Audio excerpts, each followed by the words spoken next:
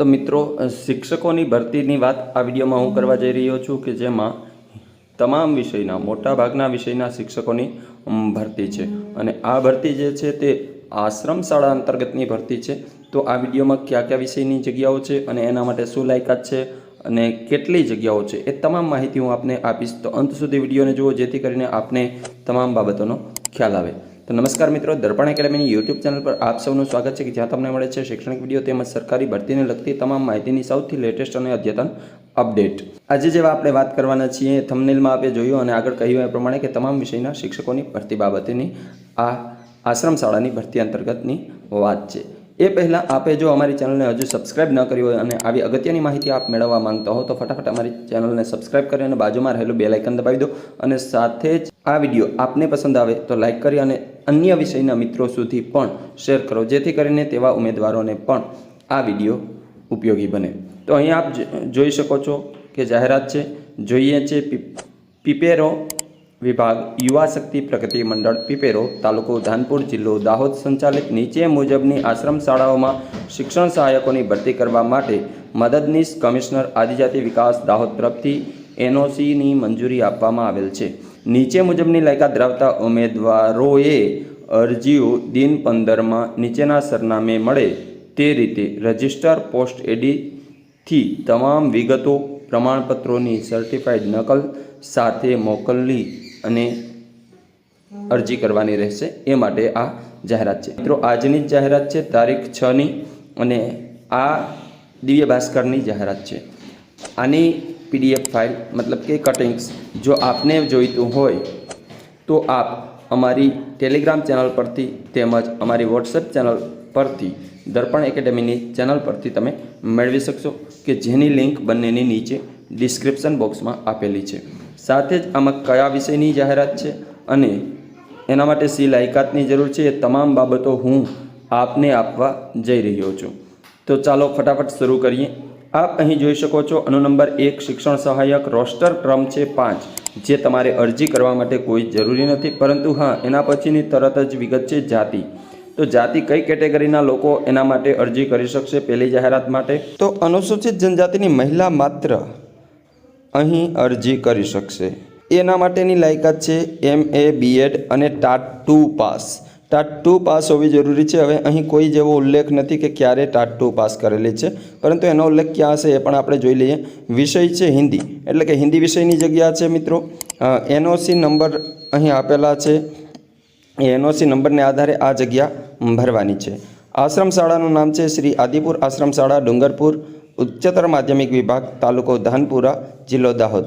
મિત્રો 11-12 માટેની આ જગ્યા છે, કેમ કે ટાટ 2 માંગ્યું છે એટલે, અને તમે આમાં અરજી કરી અને તમારા જો સારા માર્ક્સ હોય અને તમારી ક્વોલિફિકેશન બરાબર જણાય તો એ લોકો તમને એપોઇન્ટ કરી શકે છે। ત્યારબાદ બીજી જે જગ્યા છે એ શિક્ષણ સહાયકની છે, એટલે કે એ પણ હાઈસ્કૂલ વિભાગમાં છે, જેનો રોસ્ટર ક્રમ 6 છે।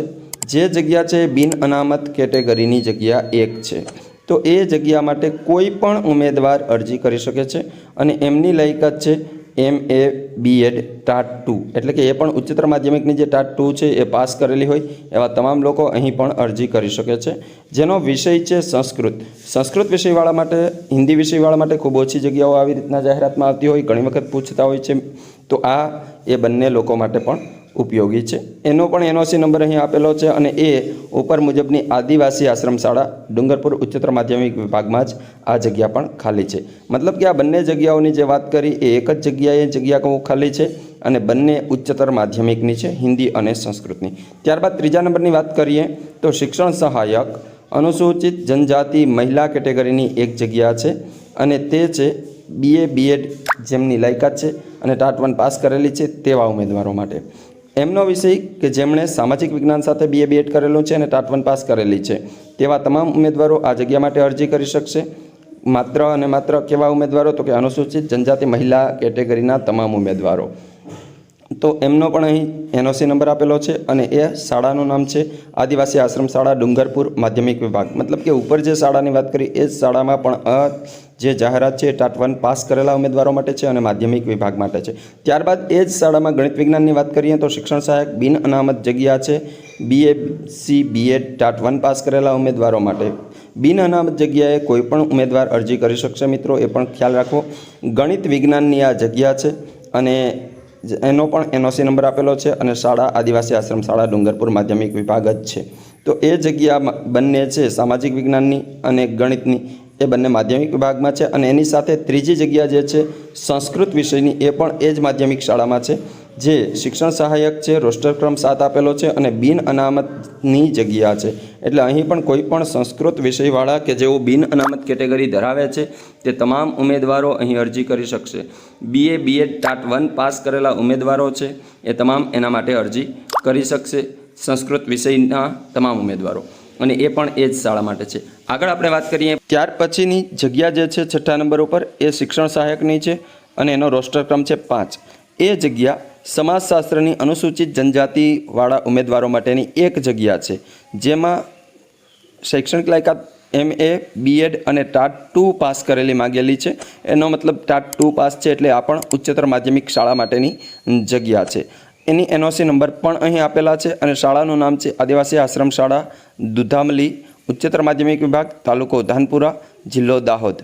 ત્યારબાદ 7મા નંબર ઉપરની જે જાહેરાત છે એ શિક્ષણ સહાયકની છે અને એ પણ ઉચ્ચતર માધ્યમિક વિભાગ માટે છે, ભૂગોળ વિષયની, કે જે લોકોએ બિન અનામત મહિલા કેટેગરીની એક જગ્યામાં આવે છે તે તમામ ઉમેદવારો, એટલે કે બિન અનામત મતલબ કે કોઈ પણ મહિલા ભૂગોળ વિષય સાથે MA BEd ટાટ 2 પાસ છે એવા તમામ મહિલા ઉમેદવારો આ જગ્યા માટે અરજી કરી શકે છે. એનો પણ એનઓસી નંબર આપેલો છે અને આશ્રમ શાળાનું નામ આપેલું છે આદિવાસી આશ્રમ શાળા દુધામલી, ઉચ્ચતર માધ્યમિક વિભાગ, તાલુકો ધાનપુર.